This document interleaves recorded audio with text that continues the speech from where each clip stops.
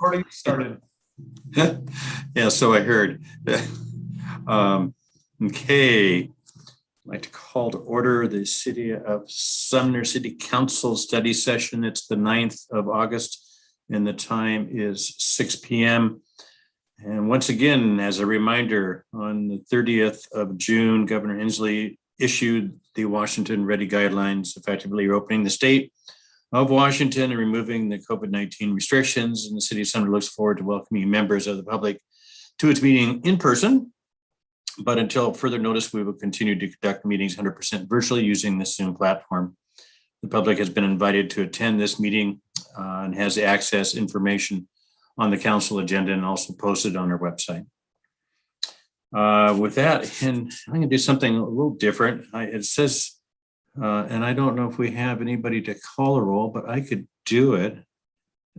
I'm gonna call a roll. I'm going to call Councilmember Botetto.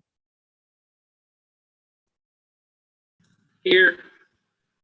Councilmember Brown, he's absent. Councilmember Hamilton. Here. Deputy Mayor Hayden. Here. Councilmember Hochstetter. Here. Councilmember Newman. Here. Councilmember Reed. Here. Councilmember Brown did let us know that he would not be in attendance tonight, so I would entertain a motion from one of you fine people to excuse Councilmember Brown from tonight's meeting. So moved. Okay, it's been moved by Councilmember Newman. Do I have a second? Yes, I'll second. Okay, and it's been seconded by Councilmember Hochstetter. All those in favor of excusing Councilmember Brown from tonight's meeting, please signify by saying aye. Aye. Aye. Aye.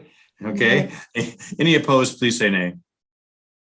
Okay, the ayes have it. Councilmember Brown is excused. We have one item under regular business, and that's the 174th Avenue East and 74th Street Court East Neighborhood Traffic Calming Study. And to make a few brief comments and kicking this thing off, I will call on City Administrator Jason Wilson. Mr. Wilson. Thank you, Mayor and Council. Before you tonight is an update on the neighborhood traffic concerns in the area of 174th Avenue East and 74th Street Court East. City Engineer Kosa will be going through a little bit of the history, and then we'll be turning it over to Transpo to give you an update on their recommendations moving forward. So with that, I'll turn it over to Michael. Thanks, Jason. My name is Michael Kosa. I'm the city engineer for the City of Sumner. And thank you for having me, members of the City Council, as well as Mayor Pugh. I'll be describing a little bit about the study, and then I'll be turning it over to our consultant, Transpo Group, and Steph Verstein, who's with them. So let me hit share, get this PowerPoint up. Everybody see that? Somebody see that? Excellent. Thanks, Councilmember Hochstetter. Yes, we've embarked on a study of the neighborhood of 147th and 74th. And this is in the River Grove neighborhood. You can see from the map, it's a picture of the River Grove area. That the red circle is kind of the area of interest. More specifically, you can really see the newer neighborhood that was recently constructed is the houses that have very, very bright looking driveways. Those are the more recent homes, and there's some homes that have been around for a while as well, but that is the Valley Meadows development. So and a little bit about the situation here is that residents along 147th Avenue East and 74th Street Court East, which is that area right in there, have raised concerns about traffic volumes and speeds along the roadways adjacent to their properties. The streets and homes were constructed in the 2017-2018 timeframe as part of the Valley Meadows plat and development. The roadways were constructed as part of the plat. They connected a portion of the roadway grid out there in the River Grove neighborhood that did not exist prior to this development. So you can imagine this area here, if these streets were not here, it would really change kind of the street grid out there, and it really changes traffic patterns with having that available. The primary access to the River Grove neighborhood is River Grove Drive, which is labeled here as 143rd. There's a traffic signal at 143rd and this street, which is State Route 162. So, this is one of the access points to 162 at River Grove Drive, but then there's also an access point to the River Grove neighborhood off of 74th Street Court East, which was kind of developed when and lengthened and then connected to the larger area of River Grove during the development of that plat. The new roadways provide a secondary access to the neighborhood from the state route, and it's a key roadway network resiliency in the event of emergencies such as flooding, natural disasters, other things that can happen. Definitely nice to have an alternate route out of that neighborhood. Some motorists from the River Grove neighborhood now use these new roadways to access State Route 162 rather than River Grove Drive. And that's kind of what's been causing a lot of the concern from residents. So one interesting thing is that 74th Street historically had been a gravel road. Some of these neighborhoods were kind of part of old farm. They were kind of had old farm roads. They were narrow, in the 15 to 20 foot range in terms of width. So excessively narrow, gravel, different type of roadway than a new roadway that's been developed. That's up to city standards. Those old roads were very narrow and small. And specifically 74th is in our city code at 15 miles an hour. All city roads are 25 miles an hour except for roadways on a list. And that list includes 74th Street, which is why it is signed at 15 miles an hour currently. So in 2018, Valley Meadows was constructed. 2018 to 2021, we've had the concern among residents regarding speeds and volumes. So we were contacted and we've been taking actions. The city staff completed a traffic study in 2018 and then again in 2020. There was actually a neighborhood petition completed by the neighborhood in 2019 to talk about speed bumps and the concern of the speeds going through the neighborhood. In 2019, temporary speed bumps were installed. There were 2 of them. And then in 2020, there was a 3rd speed bump installed. But the resident concerns continue and continue to have interaction about concerns about speeds, concerns about pedestrians, kids, especially in the neighborhood, that could be in danger if they were in the street.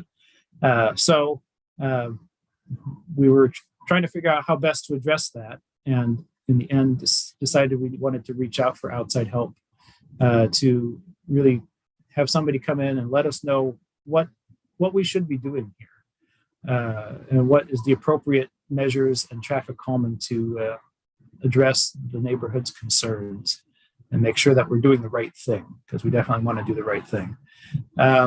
So the city hired Transpo to study the area, determine how to address the traffic calming issues. And then a few months later, Transpo completed their study. They provided it to us, and we're here tonight to talk about the results of that study. So with that, Stephanie Hersign is a traffic engineer with Transpo Group and was leading the effort here on the study and is going to be taking it from here. So Steph, please take it away, and I'll be changing slides for her. Thank you, Michael. Thank you, council members, for having me here this evening. As Michael said, that we were hired to take a look at the 74th Street Court and 147th neighborhood and understand what traffic issues may be occurring within the neighborhood. Next slide. So tonight we'll talk about what area was included in our study, traffic volumes, safety data, and speed data that we looked at. And then I'll summarize the key findings from our study, our recommendations, and then additional things that the city may want to consider as they look at this neighborhood in the study. So as Michael mentioned, we focused on the 74th Street Court, 147th Avenue, as well as 75th Street Court. So, and primarily in the area of the new streets along 74th and 147th.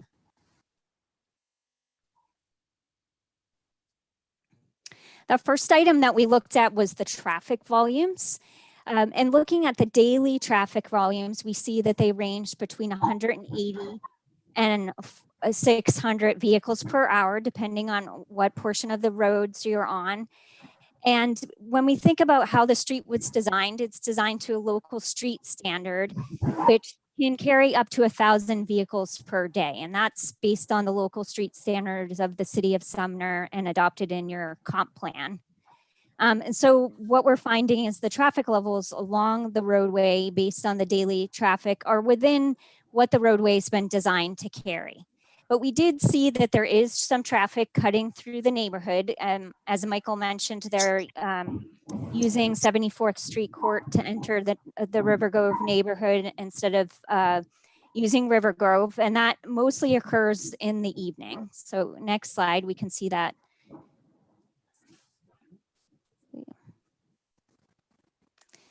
So if we look at the daily traffic, we see that the eastbound traffic along 74th Street Court, which would be the traffic that's heading south on 167 and would make a right turn into the neighborhood. We see that spike in the evening of traffic volumes, and it goes up to about 40 vehicles in the hour. On the whole, the traffic volumes are pretty low in the neighborhood. Less than 20 for most of the day, but they do have the spike in the evening, and that is really driven by there's traffic congestion along 162, and so you could save 2 to 3 minutes by going through the neighborhood rather than waiting for the light at River Grove, so that you can turn to the neighborhood at that street. Stephanie, I just want to make sure I'm not confused looking at this. I see the dash line, which is the one that peaks during the PM, and it says eastbound, which means to me that looks like those got reversed, right? It should be westbound. Sorry about that.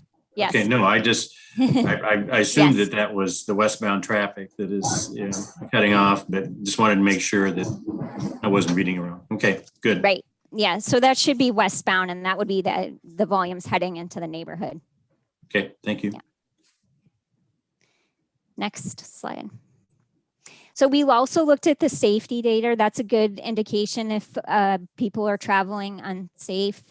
If we look at the roadway segments, we haven't seen any collisions in the last 3 years that were reported. These are reported collisions. So. And then we did see 2 at the intersections of 147th with 74th and 75th occurring in 2020. One of those was property damage. A vehicle went into a garage, and it's indicated on the police reports that the general cause was drivers not paying attention, factors around the driver's behavior. Next slide.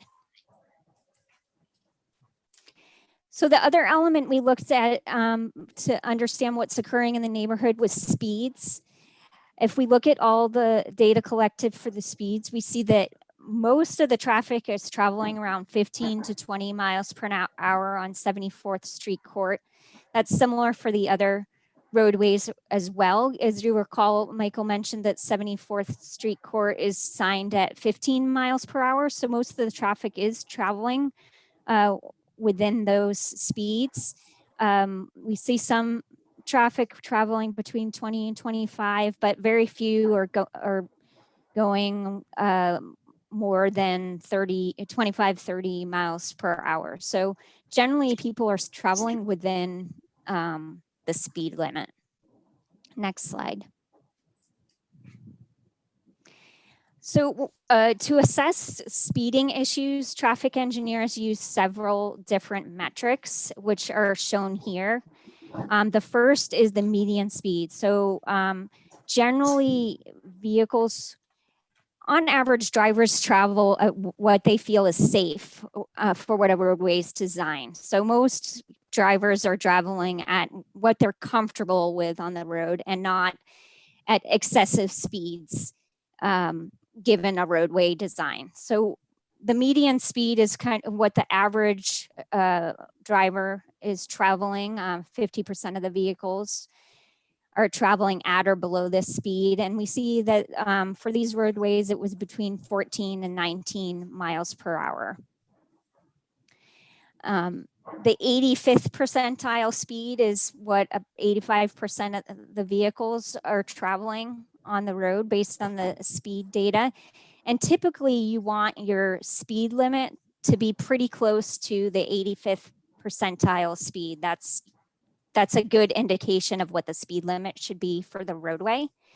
And in this case, for these roads, it was about 18 to 23 miles per hour. So generally, you would say that the speed limit should be around 20 to 25 miles per hour, given the 85th percentile speeds. We also look at what is called the 10 mile per hour pace, and that is looking within a 10-mile range, what are the majority of the vehicles traveling? So most of the vehicles on the corridor were traveling about 15 to 24 miles per hour. And generally you want to have a speed limit that is around the upper limit of your 10-mile-an-hour pace. So in this case, it would suggest your speed limit should be around 25 miles per hour in this area. And then this last metric is the percent of vehicles traveling less than 5 miles over the speed limit. And generally you want to have 15% of your vehicles traveling over the 5 miles over the speed limit. If you're, this 45% is what, so 45% of the vehicles on 74th are traveling more than 5 miles over the speed limit. So this really indicates that either the speed limit is not set appropriately or there's a speeding issue, one or the other. So next. So when setting speed limits, we look at the Washington State laws. There is RCW 4661415, and this really is a guide for cities in setting speed limits. It provides parameters for a maximum and minimum speed limit, and it indicates that the minimum allowed speed limit shouldn't be less than 20 miles per hour. So 15 miles per hour does not meet state law. You can only, based on state law, it's 25 miles per hour or greater is what is allowed for speed limits. Next slide. So the key findings in our analysis are one, that the speed limit less than 20 miles per hour is not permitted by state law. So 74th, which is signed at 15 miles per hour, is not permitted by state law. And then there's also some other roads in city code that are signed at 15, and that is also not permitted by state law.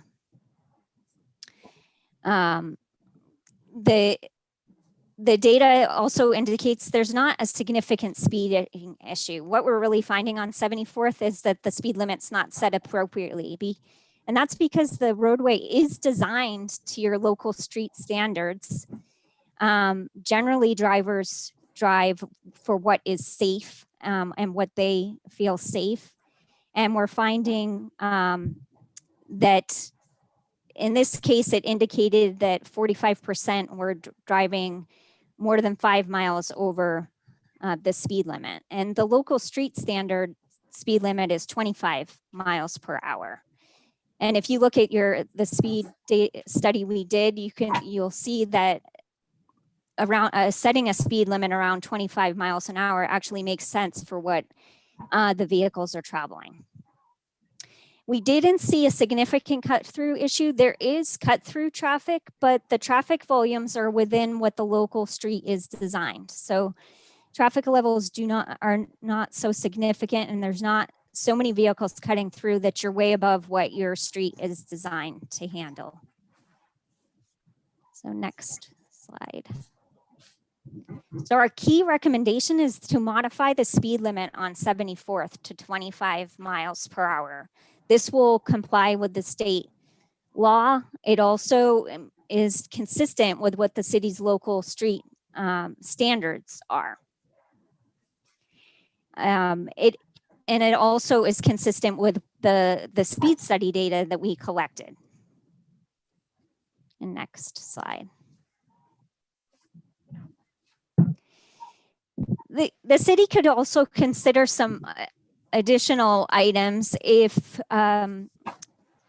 you don't want to modify to 25 miles per hour. You could consider 20 miles per hour. This would still comply with state law. You could approach that in two different ways. Either you could change all your local street standards to 20 miles per hour. There are some cities that have done that recently, such as the city of Seattle.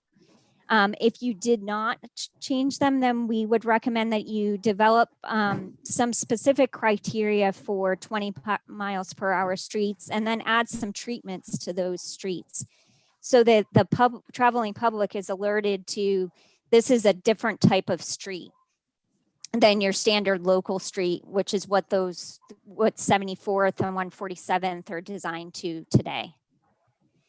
You could also consider some traffic calming treatments to reduce some of the cut through in the neighborhood. Like we said, the cut through is not a major issue because you still meet the local street standards, but there are vehicles cutting through because of the traffic congestion on 162. Next slide. So these are just some of the potential traffic calming treatments that could be considered. You could consider a traffic circle that would help reduce some of the speeds. There are speed bumps out there, as Michael mentioned, temporary speed bumps, and our speed data was collected with those speed bumps in place. This really won't reduce volumes. It's likely that people would still cut through the neighborhood, but it does help to reduce speeds. If you really want to reduce cut through the neighborhood, you could consider turn restrictions. Now with this turn restrictions, there are some additional considerations. You would need increased enforcement. And also this is 162 is not in city jurisdiction. The city limit goes right up to 162, but anything that's done on 162 would need WSDOT approval. So it would require WSDOT coordination, probably some more studies, more effort with WSDOT, and it would depend on WSDOT approval. They may or may not allow the turn restrictions depending on how they feel about how it changes travel patterns. We'd also recommend, if you're going to have a turn restriction, the throat of the roadway at 74th and 162 is very wide, and so you'd want to constrain that a bit to deter people from coming into the neighborhood. So there would be an additional cost. It would be more than a traffic circle just to have turn restrictions at that road. And the turn restrictions could just be peak hour turn restrictions. Another approach could be a chicane or a curb extensions. This would narrow the road at some point. It reduces speeds and deters cut through. You would essentially make a portion of the road one way and have stop signs on either side. It is higher cost. It could become a little more difficult in this area because there's not a great place to narrow the road given all the driveways along the street and the houses. But it is an option. And this picture is actually a project that Transpo did in Bellevue where they actually narrowed the road and they have stop signs on either side to let traffic through. Next slide. So if there are any questions, I can answer those. Okay, let me ask questions. Let me squish down technical term here, the slide, so I can see the council members. Go ahead, Cindy. Stephanie, what street is the light on that's on 162 there? It's River Grove, which is to the south. So did your study include that area enough to know that if we made adjustments to that light, that it might help people not get impatient and go ahead and wait through that light to get and use the proper road? We didn't include it, but WashDOT's done a lot of studies on that road, and it's very congested. And it's just during that peak period. You probably could make adjustments, but I think you would still have some congestion during the peak period. Yeah, Cindy, I know that. Yeah. I would look, there's downstream congestion, not only just at the signal, but you go downstream towards Ording, whether it's the bridge or further on, it is so heavily congested that I'm not sure there's a lot that you could do with the signal timing, you know, that would eliminate that problem. Yeah, it's really the whole system. Okay. And what about local traffic only signs? Do people obey those? If you were, is that, I mean, I have no idea whether that's legal or not legal, but isn't that what the neighborhood is hoping for? That only people who live in that neighborhood turn on that street? I mean, they would only obey it if you're going to enforce it. I don't know if you would enforce it. I mean, essentially they are local traffic. They're going to the neighborhood. It's Okay. just not that street. Mm-hmm. Yeah. Yeah. This is a tough problem. So appreciate your effort on giving it a really good study. Thank you. Okay. Other council member questions, comments? Go ahead, Josh. It's my dad lives over there, so I'm over there a fair amount coming out of River Grove area, and I actually didn't even know about the cut through, but I do think it's just people living there. The thing that doesn't really sit well with me is that these people have asked for some sort of help, and it looks like what may end up happening is they're going to go from 15 as their speed limit up to 20 or 25. So it's just going to look bad. You know, they're asking for help and nobody there wants the speeds to increase because the kids are, you know, I'm sure that it's a lot of families living over there.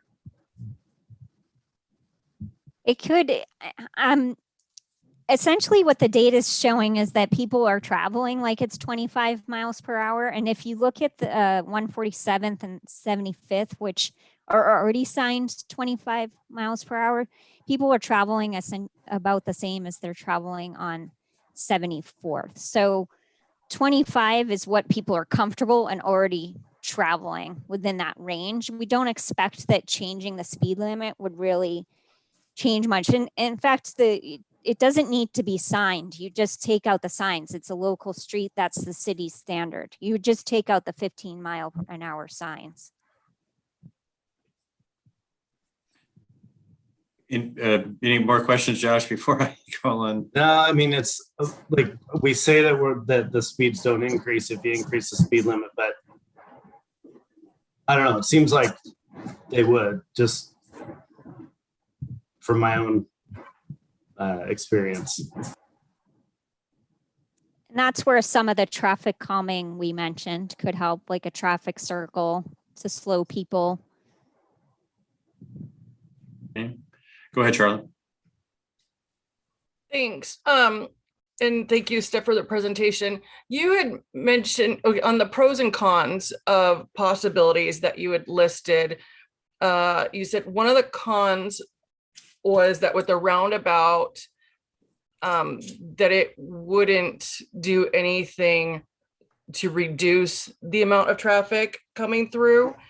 But part of me is actually wondering, and I don't know if you have any data or historic experience with this, I'm wondering if some people would actually not take that route in order to avoid the roundabouts and might go the route that was, I guess, initially intended for them.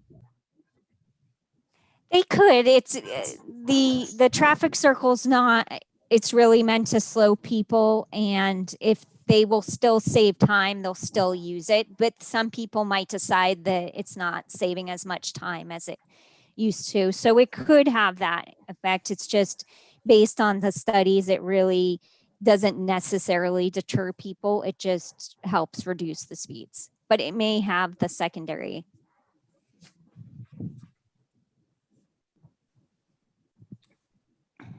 Okay, where are you? Okay, there you are. You bounced around on my screen here, Patrick. Go ahead. Thank you, Mayor. And it's a tough one. I'm kind of in the ballpark of what Josh was talking about. I don't know that even with some of those traffic calming measures, the people that live there have pretty much adopted what they feel is the faster route. I don't know that any of those things are going to change it, whether it's signed, whether there's an obstruction. It's really is a tough one to address because we, like you said, we have people that are routinely or even the neighborhood petition and, bringing their concerns to us, but what is within our authority or our power to actually stop it? And we're talking about controlling the human behavior because it looks like the limits we have on speed limit isn't necessarily going to be a deterrent. And I don't know that there's really any obstruction that we can put in there that's going to deter it. So I'm kind of at a loss. Yeah, I hear you, Patrick. What I have a tendency to do is try to do the comparisons, because number one is that I've heard complaints from people, and they've in fact sent me the Ring video showing bicyclists going out in the road with the car coming down the street and saying it's a problem that we need to address. And I guess my response is no, that's a problem that the parents need to address because they shouldn't be running their bicycle out into the road. It's a public street. And so it's a shared responsibility. But in terms of comparisons, I look at just in my neighborhood, and certainly not Wood because it's protected by stop signs and they're using it. But if I go either Silver or Rainier, depending upon the hours of the day, especially the evening hours where you get, people leaving the sounder station, you will have, a significant amount of traffic going down the street. And so I go, okay, if you do something in one part of town to address that type of issue, then do you also do it in other parts of town to address that type of issue where you probably have similar type of traffic in terms of volumes and speeds? And that's what I struggle with, because, poor Stephanie, she's dealing with it.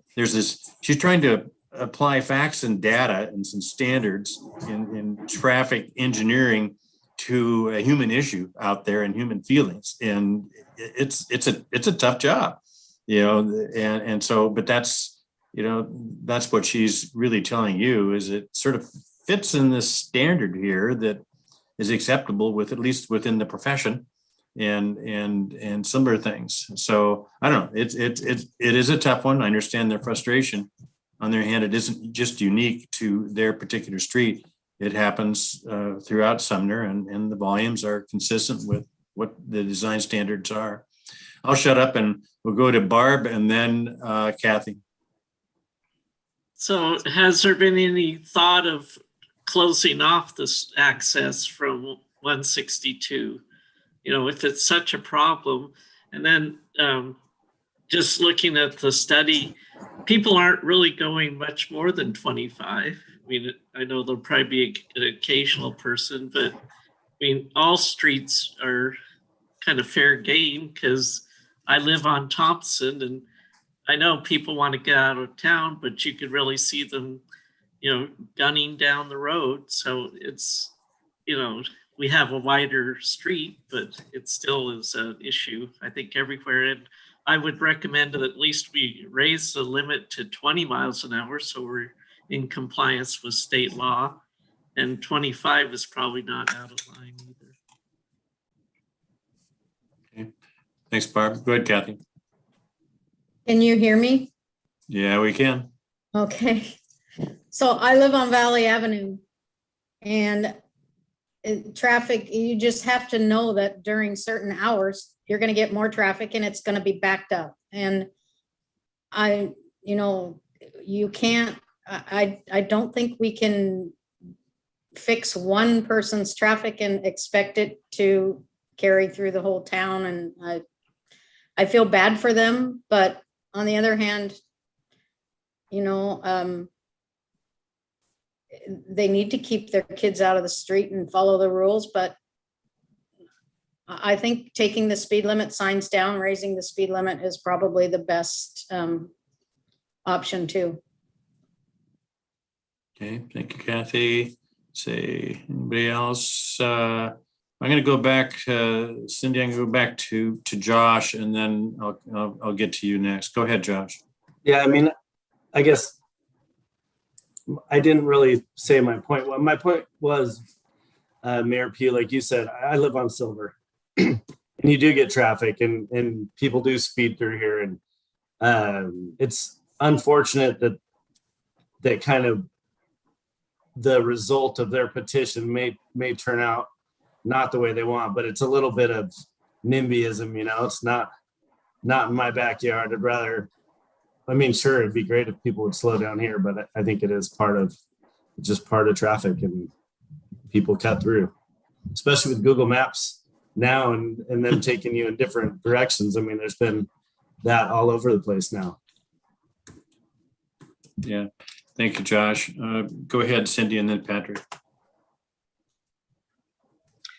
I just wanted to acknowledge that Public Works has had this on their agenda for a long time, and they've worked very hard on it, and they've put committees together with policemen, their citizens from down there, and they're our engineers, and people have given this really a lot of attention. Michael Kosa could probably go over all the steps that they have, but it's not like this is a sudden conclusion. It's been worked on from every angle that our staff knows, and now we've reached out to others. So it's just too bad. It's just not an easily solvable problem. It's just a tough one. Thanks, Cindy. Go ahead, Patrick. So thank you. Along with that, and like what Kathy had mentioned about taking the sign down, returning it to the city standard for the 25, because I don't see how much else that we do is going to affect the residents' behavior back in that area. But the one thing that may make a difference, not just in that area, but citywide, is the ability to enforce. I know things have been up and down on our staffing levels. The police do an amazing job with what they have available, but at one point, does enforcement become one of the only options as far as being out there issuing lots of warnings leading up to tickets, should that be the case?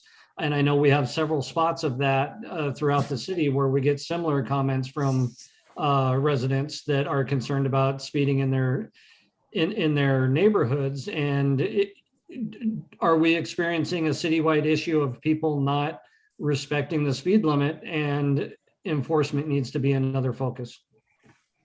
I was going to respond to it, but I see that Jason turned his video feed on, so I'm assuming he wants to make a comment.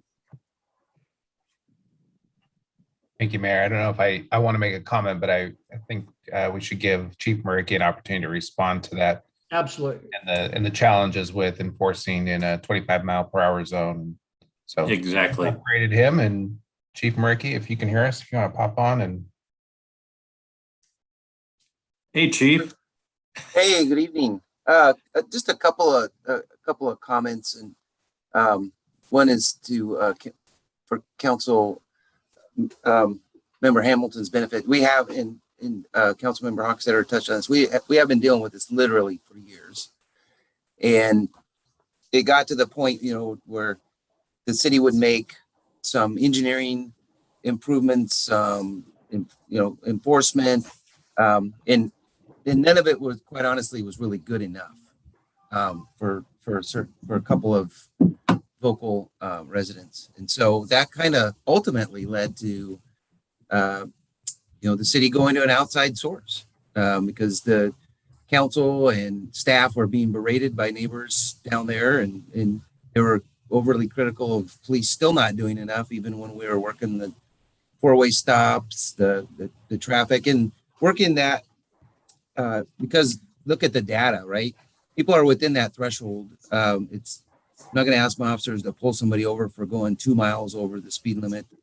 I'm not going to ask my officers to stop somebody because they didn't come to an absolute complete stop, like the fishbowl on the roof, type of thing on TV commercials. But so it is difficult. At the same time, of course, we're sympathetic.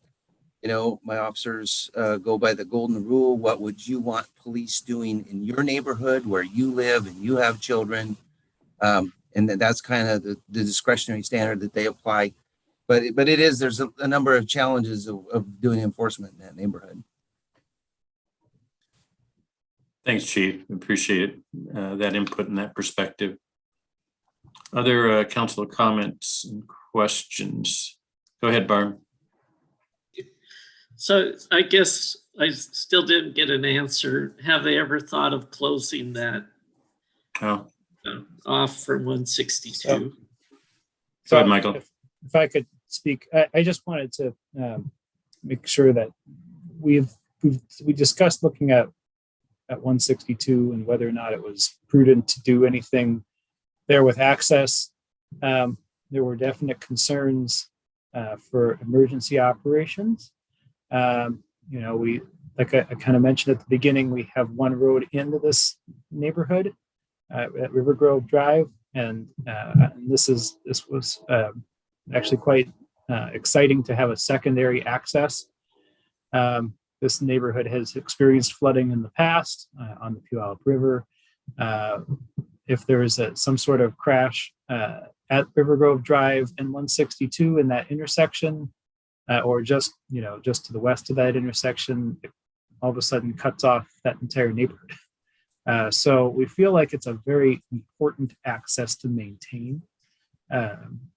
There's no great alternative because River Grove is bounded by, SR 410, which is limited access state highway, 162 with the one to two accesses there, and then the Puyallup River. So there's really no good alternatives. And we really want to, from a public safety perspective, keep things relatively open. We could see some restrictions discussed, but to actually remove the access, it becomes very challenging. It could make it a fire access, but then if we did that, we still would need it for times where, like I said, a crash at River Grove and 162 becomes really problematic for accessing the neighborhood and emergencies in the neighborhood during an outage like that.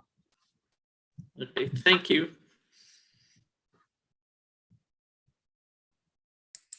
Thank you, Mr. Kosa. Okay, any other council comments, questions, thoughts? And Barb, in response to, did they think of closing it off? I had raised that issue. And in fact, I think Mr. Kosa and Mr. Dollar both got tired of me raising the issue, and probably rightfully so. And they went over the access issues and everything else. And then especially when Stephanie and Transpo Group came out with the numbers and, what they were and what was actually happening out there, I said, what justification would there necessarily be for closing it off? I didn't see it. So they turned me around because that was my initial reaction.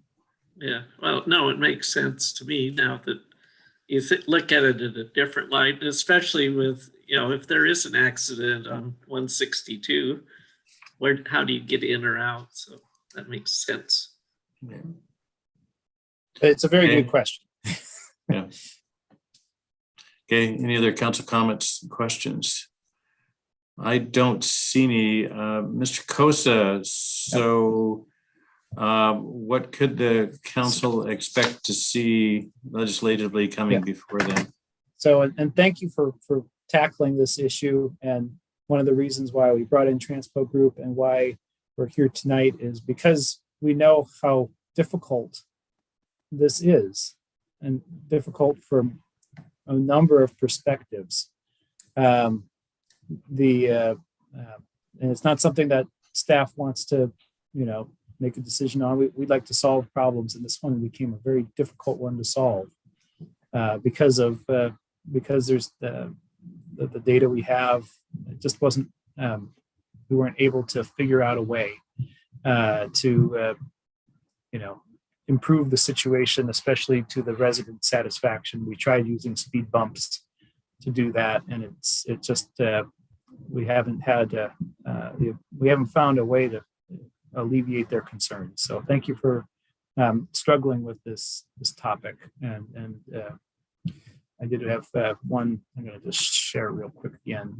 One more slide. Talk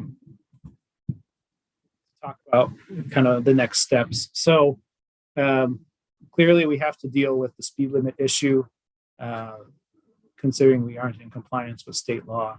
So we are developing an ordinance to modify our speed limits to ensure that none of our roadways drop below 20 miles an hour, so that we're compliant with state law. And you'll be seeing something in September that does that modification.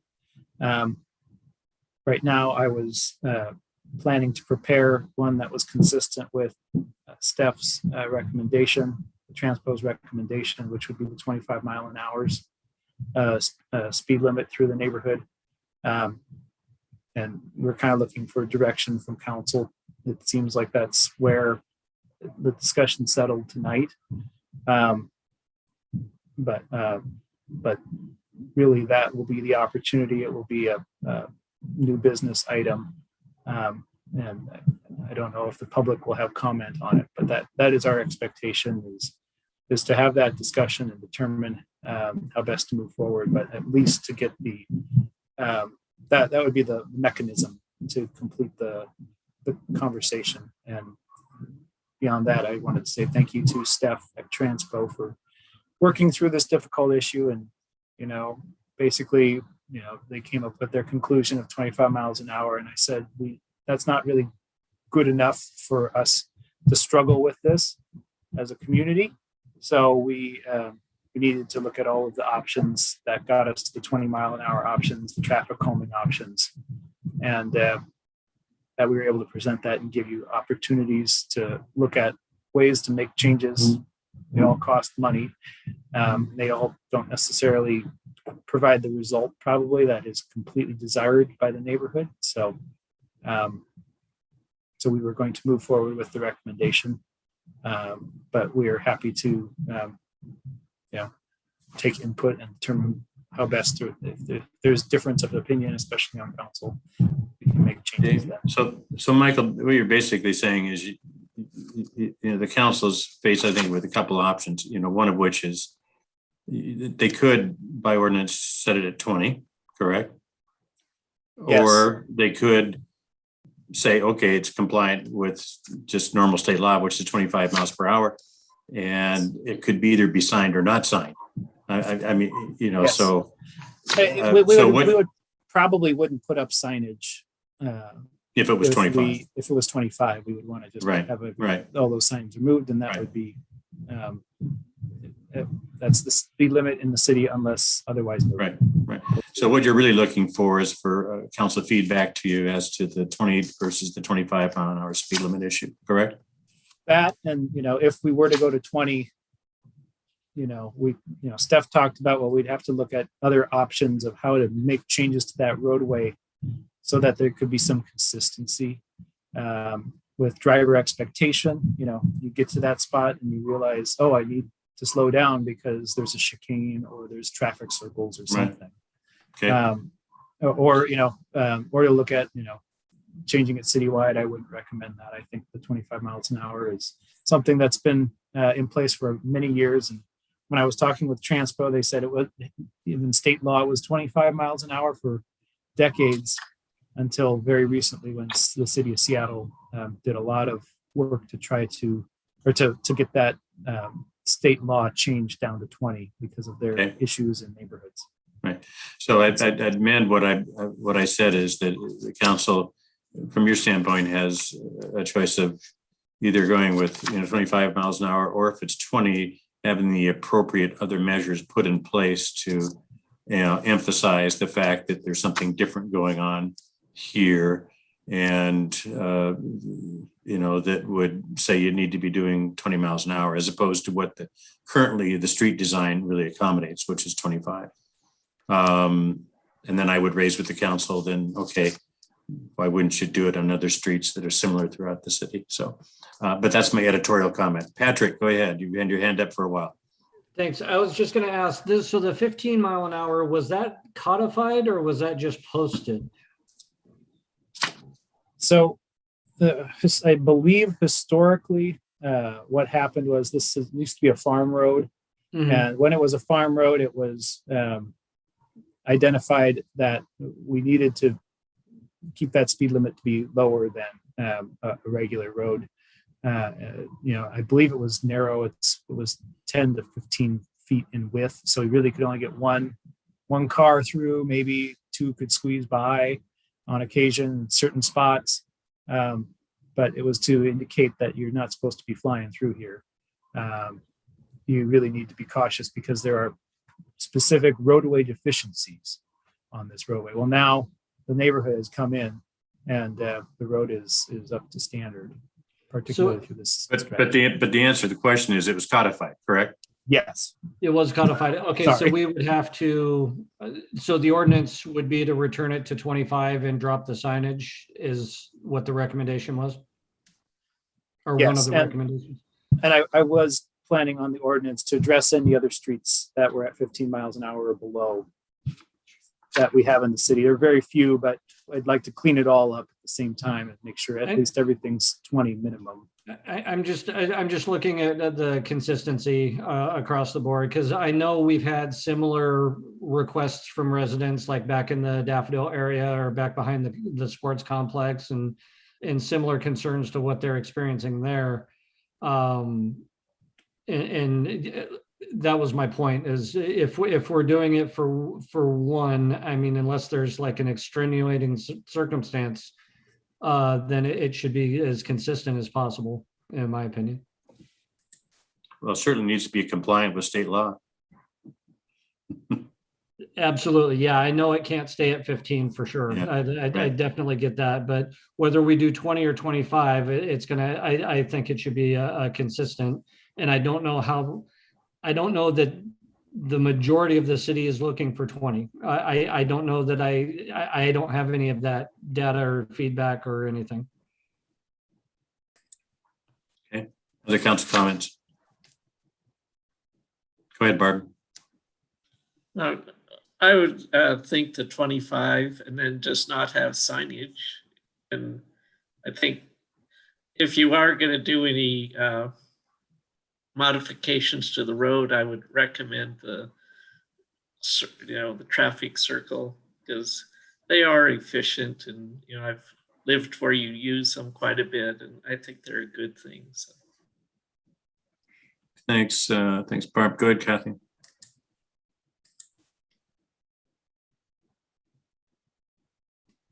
I say we stay consistent and take the signs down, make it 25 everywhere. Okay. Go ahead, Josh. I guess I would say the same. We probably just need to be 25. If you did want to make it 20, you could maybe, because there are speed bumps, you could have that be the reason, I guess, to have a 20-mile-per-hour, but it still seems like just taking the sign out and going 25 is probably the route. Okay. Thanks, Josh. Cindy, go ahead. Yes, I believe that the study shows that most people are obeying the speed limit down there, and I would like to stay consistent with our other city streets. And I think it's the volume of cars at those peak times that are bothering the neighbors, but they have to remember that they're neighbors using those streets to get back to their own homes and to get to work in the morning. So it's just part of it. It's not like people are cutting through there to go to Auburn or Ording. They're cutting through to get back to their own homes. So I'd just like to see us remove the signs and stay with normal city standards. Okay, thank you, Cindy. Okay. Okay. Stephanie, and thank you very much. Repeat what others said. Thank you for the study and dealing with a really, really tough issue, which is what your job is, but it doesn't make it any easier. And so I really appreciate that. And Michael, I think you've got your direction. I would come, with modifying the ordinance to eliminate the 15s and be at 25 and take the sign down, and away we go. But that'll be the action that'll be before the council. Okay. Am I missing anything, Mr. Wilson? No, Mayor, thank you very much. Okay, just want to make sure. Very possible. Okay. Stephanie, you can stick around and watch the city administrator give his report, or you could go off and have dinner and whatever, which would be the more sensible thing to do. So thank you again very much. Okay, take care. Bye. Mr. Wilson, city administrator report. Actually, nothing tonight, Mayor. Well, dang, after all that. Okay. Agenda setting, any calendaring issues, either for council meetings or council committees? Go ahead, Barb.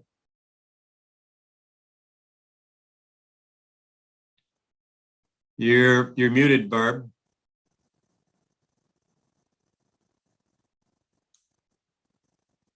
Okay, now Now I'll be you're- gone next Wednesday. So probably for public safety, if somebody could cover. Who's the alternate? I think Patrick or Patrick, you're muted.